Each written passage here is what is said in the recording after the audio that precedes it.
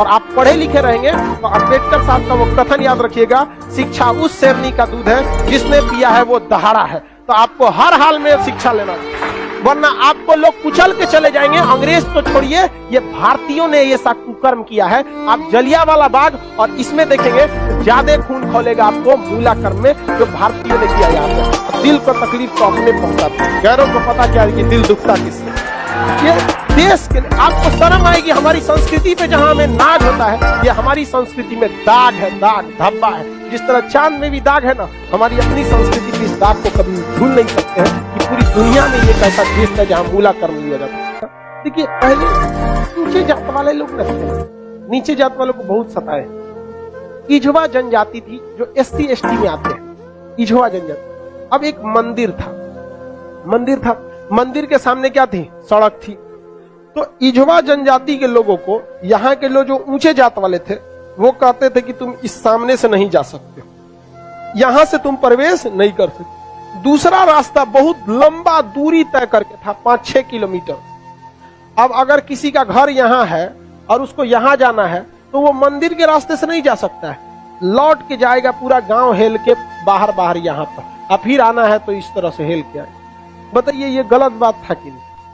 अरे यार, वो छोटा जात बड़ा जात क्या होता है? छोटा जात वाला तो बड़ा जात वाले को छू लेता है तो कहते हैं अशुद्ध हो गया। ज्यादा वोल्टेज छोटके में है कि नहीं है? आप बताइए, छोटा जात वाला बड़े जात को छूता है तो क्या कहते हैं? हम अशुद्ध हो गए। तो तुम्हारे में वोल्टेज है तो तुम बड़ा जात वाला छोटा को छू के शुद्ध करके दिखाओ। नहीं समझे? ज्यादा वोल्टेज किसमें? लेकिन बात हम क्या बताते हैं, छोटे जात को लोगों ने पढ़ने नहीं दिया, इस वजह से वो इस तरह का सवाल नहीं पूछ सकता था। हमरा से पूछे कोई, हम कहते हम ट्रांसफार्मर, तुम बैटरी, टच करा के देखा, भड़का देंगे तुमको यहाँ पर, फिर तुमको शुद्ध अशुद्ध हो जाओगे तुम यहाँ पर। तो ये लोग बहुत गलत किए, ये गलत बात है यार। आज के वक्त में तो एटलीस्ट ये सोच नहीं होनी चाहिए।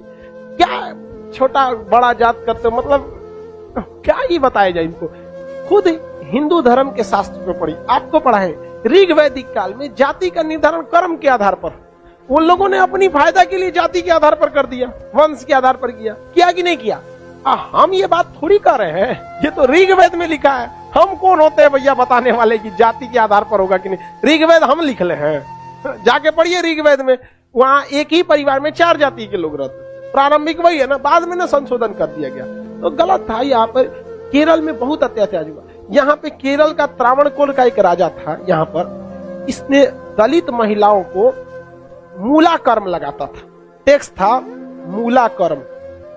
मूला कर्म एक टैक्स था जिसमें दलित लड़कियों और महिलाओं को अपना स्तन नहीं ढकना था, खुला रखना था। अगर वो स्तन ढकती है तो उसे टैक्स देना पड़ेगा ऊंचे जात वालों को, क्योंकि ऊंचे जात वाले को नीचे जात वालों से अलग करने के लिए ये तरीका लाया गया। अब ये बताइए, ये कितना नीच समाज की ये मानसिकता हो सकती है?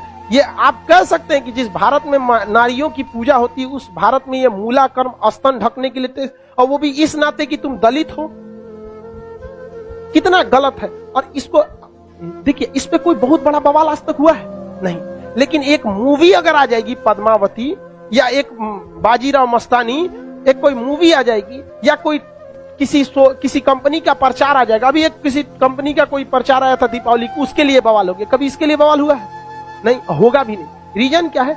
दलित लोग उतना पढ़ने ही नहीं दिया इन लोग को, आगे भी नहीं दे रहे। दलित के कुछ नेता भी आए तो अपने परिवार को लगाने में आगे बढ़ गए, वो पढ़े लिखे नहीं।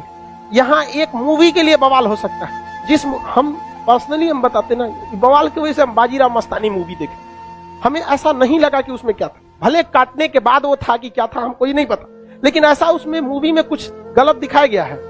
उसमें तो और बहादुरी दिखाया गया कि महिलाओं ने, कि देखो भाई मरने के बाद भी हमने क्या किया है, जौहर, जो गलत था। अलाउद्दीन खिलजी, इससे नुकसान किसको था?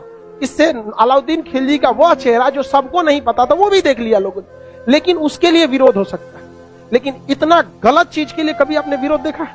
कभी नहीं। आप तो ये उन लोग को आज तक दबाए जाके रखा है। इतना गलत चीज वहां पे मूला कर्म लिया गया था, ये एकदम सरासर गलत है। और वहां पे जब टैक्स देने गया तो महिला जो थी ना, इस मूला कर्म को हटाने के लिए अपने स्तन को चाकू से काट दी और मर गई सब महिलाएं वहां पर। अब यह केरल ऐसा राज्य था जिसमें पुरुष सती होते थे। जब उनकी पत्नी अपना स्तन काट देती थी, ब्लड गिरने की वजह से मर जाते थे, तो चिता में पुरुष जाके मर जाता था कि हम ऊंचे जात वालों से नहीं लड़ सकते हैं, लेकिन हम अपना शरीर हम भी त्याग देते हैं। तो पुरुष भी सती हुआ है इस देश में, ये ऊंच और नीच जात वाले यहाँ पे। लेकिन इसे और यही अगर ये कांड किसी ऊंचे जात वाले के लिए कोई दिल्ली सल्तनत का राजा किया रहता, आज न्यूज चैनल पे बैठ के बवाल हुआ रहता। लेकिन दलित है ना भाई साहब, कोई आवाज नहीं उठाता है यहाँ पर। इसलिए आप एजुकेशन रहिए, आप ऊंचे जात के हैं या नीचे जात के हैं, पढ़े लिखे नहीं रहेंगे ना तो लोग कचल के चले जाएंगे। और आप पढ़े लिखे रहेंगे तो अंबेडकर साहब का वो कथन याद रखिएगा, शिक्षा उस शेरनी का दूध है जिसने पिया है वो दहाड़ा है। तो आपको हर हाल में शिक्षा लेना चाहिए, वरना आपको लोग कुचल के चले जाएंगे। अंग्रेज तो छोड़िए, ये भारतीयों ने ये सा कुकर्म किया है। आप जलियांवाला बाग और इसमें देखेंगे तो ज्यादा खून खोलेगा आपको मूला कर्म में, जो भारतीयों ने किया यहाँ पे। और दिल को तकलीफ तो अपने पहुंचाते हैं, गैरों को पता क्या है कि दिल दुखता किससे। ये देश के लिए आपको शर्म आएगी। हमारी संस्कृति पे जहां हमें नाज होता है, ये हमारी संस्कृति में दाग है, दाग धब्बा है। जिस तरह चांद में भी दाग है ना, हमारी अपनी संस्कृति पे इस दाग को कभी भूल नहीं सकते हैं कि पूरी दुनिया में ये एक ऐसा देश था जहां मूला कर्म लिया जाता है। लेकिन आज भी बहुत हल्के में इसे ले लिया जाता है, हल्के में ले लिया। जानते क्यों? क्योंकि ये दलित के साथ समझा गया कि नहीं? बहुत ऐसा होता है, कितना आदमी बताएगा। ज्यादा हम भी बोलेंगे तो सोचा हमारा कहेगा तू दलित का फेवर कर, हम कौन सी फेवर कर, नहीं हुआ रहता नहीं बोलते।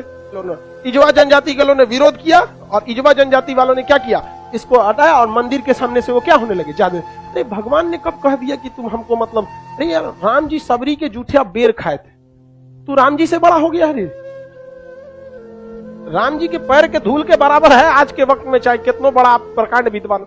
सबरी के जूठा बेर खाए थे कि नहीं, जूठा बेर यहाँ। और आज लोग कहते हैं कि छू देंगे तो अशुद्ध। अरे भगवान जूठा बेर खाए, देख ले भाई, अब इससे बड़ा साक्ष्य क्या चाहिए। लेकिन नहीं, हम श्रेष्ठ रहेंगे, दूसरे को दबा के रखेंगे। ये सोच बहुत गलत है समाज, और ये धीरे धीरे सही होगा। और इसको आप डायरेक्ट नहीं सही कर सकते।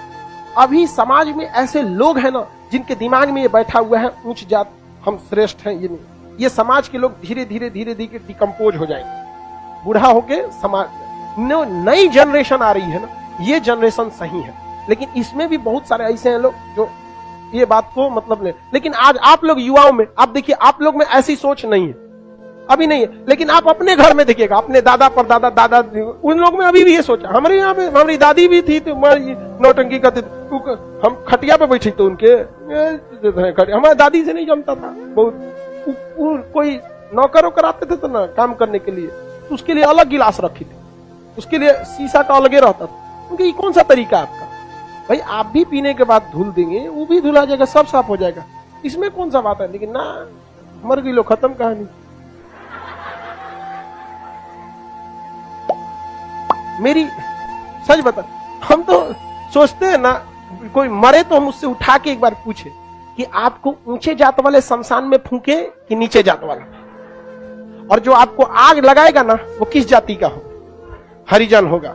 और जब तक वो मुखाग्नि ना देगा, आग ना देगा, आपका क्रियाकर्म ना हो। ये बताइए पावरफुल कौन?